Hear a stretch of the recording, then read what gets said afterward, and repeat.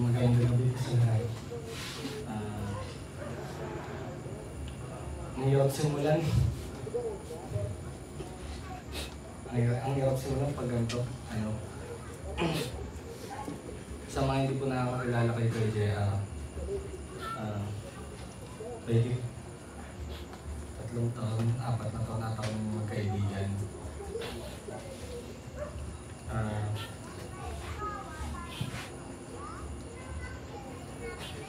Wala akong masabi kay Kuya Jay kasi ang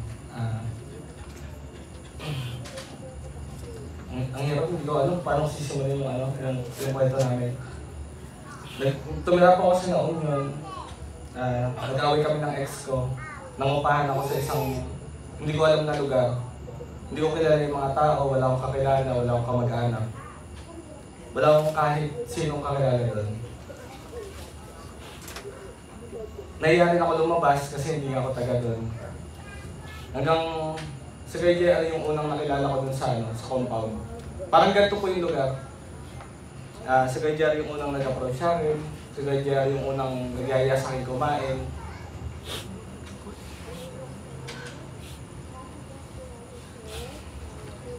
Sarap po magluto to si Kuya Jay.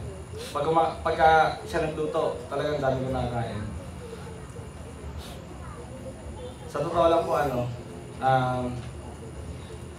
siya po yung nagsilbing kaibigan, kapatid, tatay, barkada, best friend.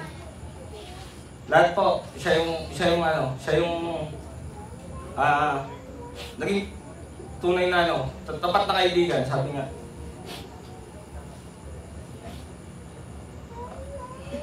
Wala akong sabi kay Kuya sa sobrang bait po niya na tao, totoong tao. Ako po, konti lang po kaibigan ko. Pag naipagkaibigan po, ibig sabihin po totoo talaga. Isa po si Kuya Jay doon.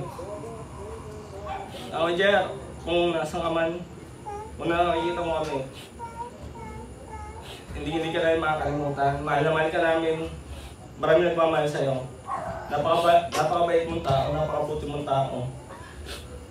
Sa kabaitan po niya, wala akong masabi. Pag dapat na po La Union, walang punta ko ng La Union na hindi ko siya pinuntahan. Nasaksihan ko rin yung sakit niya. Kaya lang nung huli, ang bilis ng pagkawala. Mahal na mahal ka namin Kuya Jay. Napakabait mo. Napakabuti mong tao. Yun lang po. Maraming salamat, babies.